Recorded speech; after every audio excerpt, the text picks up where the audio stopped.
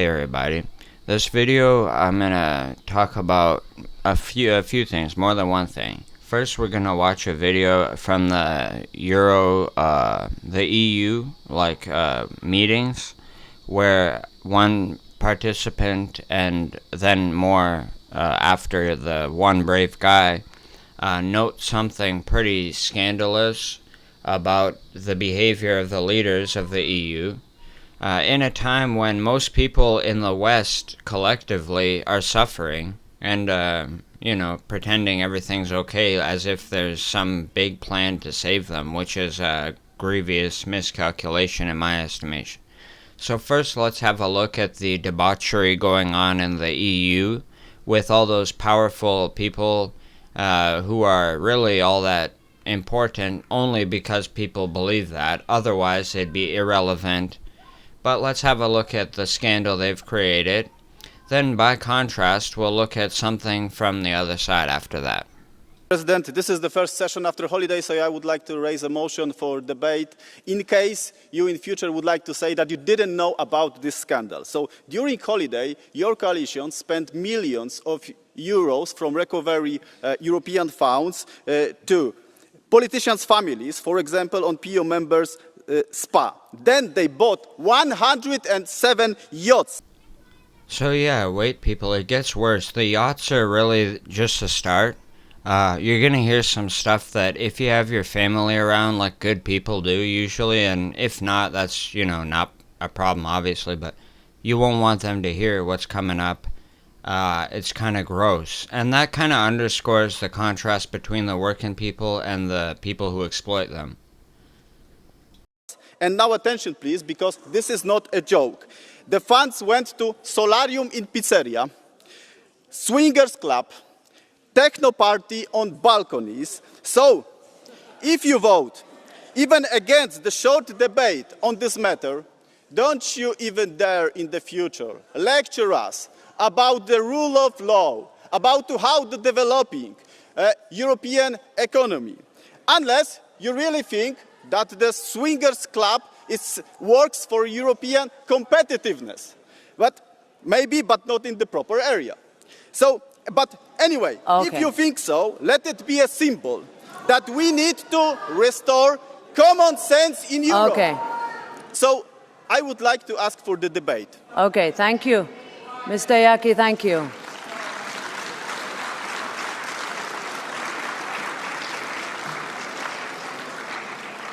Mr. Halicki, would you like to reply to this point of order? I have to answer, but I would like to answer in Polish, because this is really hypocrisy. Drodzy Państwo.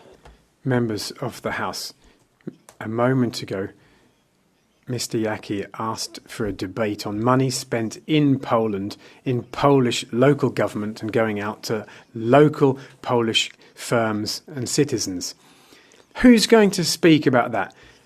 Former Prime Minister Szydło, who assessed those projects, Minister Buda, who didn't manage to get the money to Poland at all because his party leader wouldn't allow him.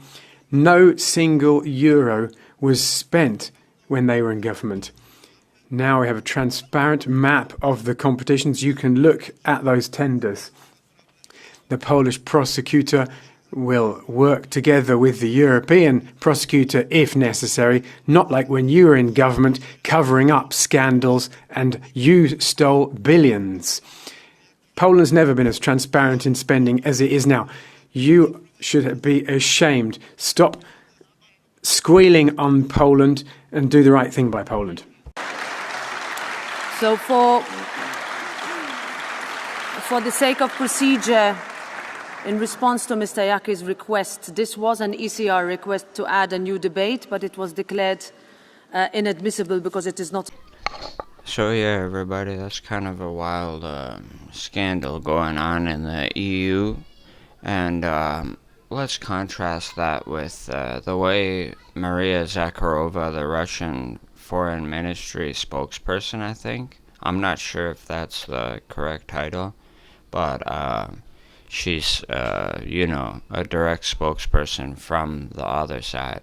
So it allows us to see the depth that they have. And I think oftentimes people don't consider that because the media is just feeding you what they want you to believe. You have to question things, you know. That's why I made this video. If I didn't, somebody else would not. Or I don't operate under the assumption that they would. So let's see what the Russian response to the EU and the West more collectively has been recently. You know, well, actually, the Minister of Foreign Affairs of Russia, Sergei Viktorovich Lavrov, has repeatedly stated that the problem of present-day Western Europe lies in the loss of sovereignty. This is not a figure of speech, not just philosophical musings, but a reality of the day. This is first and foremost a problem for Europe itself, and I mean its western part. It is the citizens of that western region who must decide this together with their governments, their legitimate representatives, understanding where all of this is leading. Under the guise of strengthening integration, it all turned, on the one hand, into a command administrative system. Then it lost its main economic driver, the free economy, and afterward, it was subordinated to collective principles.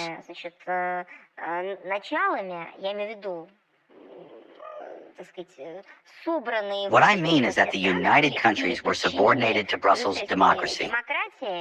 That is what it calls itself, although in reality it is no democracy and never has been. It is a dreadful, monstrous bureaucracy of Washington. One could even say, not only Washington,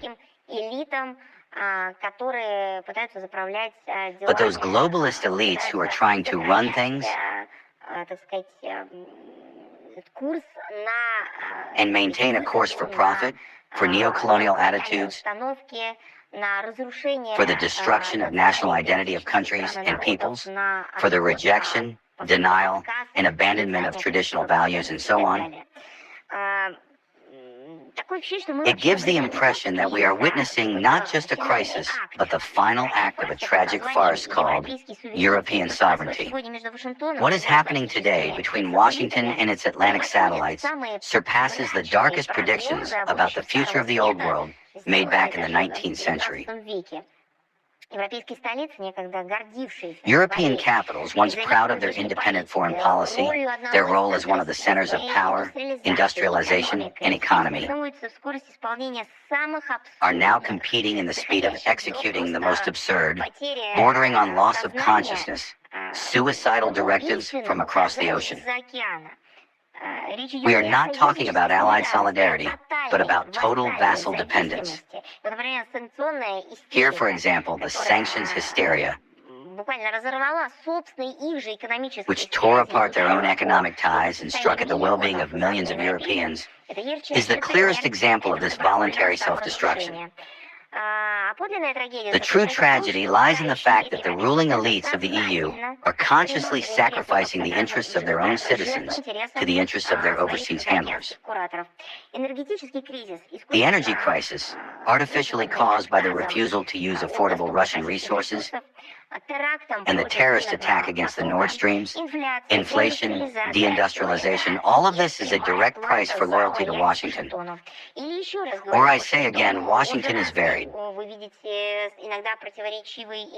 Sometimes you hear contradictory or diametrically opposed statements coming from there about certain Western elites who have placed their officials in various positions in Brussels.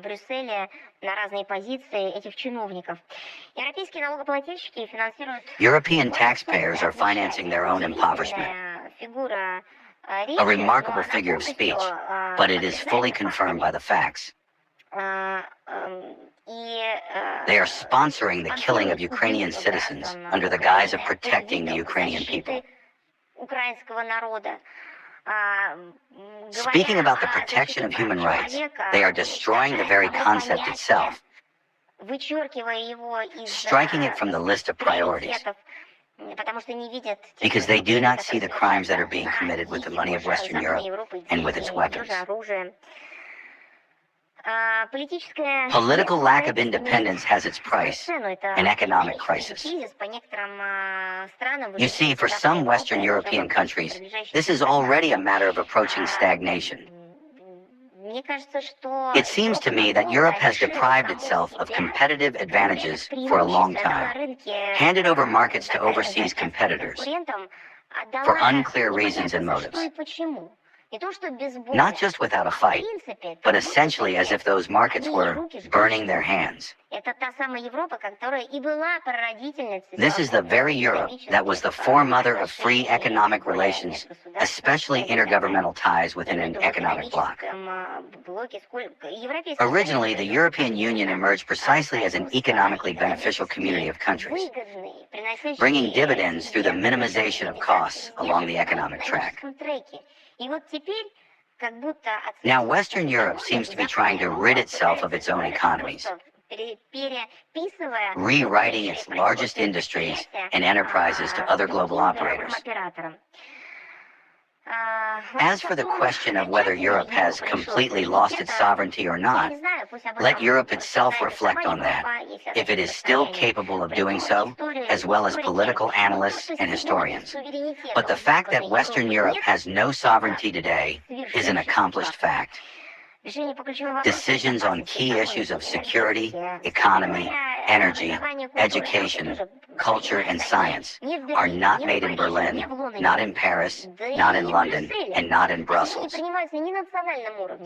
Neither at the national level nor delegated to Brussels as a national will, which would then be transformed into some kind of unified internal EU will, concept, or philosophy. Nothing of the sort. All of this is being formed somewhere else, either in Washington or by these certain globalist elites. European leaders have ceased to be political or economic managers. I cannot even call them puppets, because puppets, at least, under someone else's will and music, still perform movements that resemble something adequate. So you see, the lack of coherence in the EU is notable. The fact that they would not all agree on something like swingers clubs and stuff, that's not all that hard to anticipate. But they should not all be forced to, go along with such disgusting things. That's decadence and opulence that shows like we are headed for the dumpster. But yeah, thanks for watching, everybody. Follow me, leave a comment, and yeah, that'd be cool and stuff. Peace.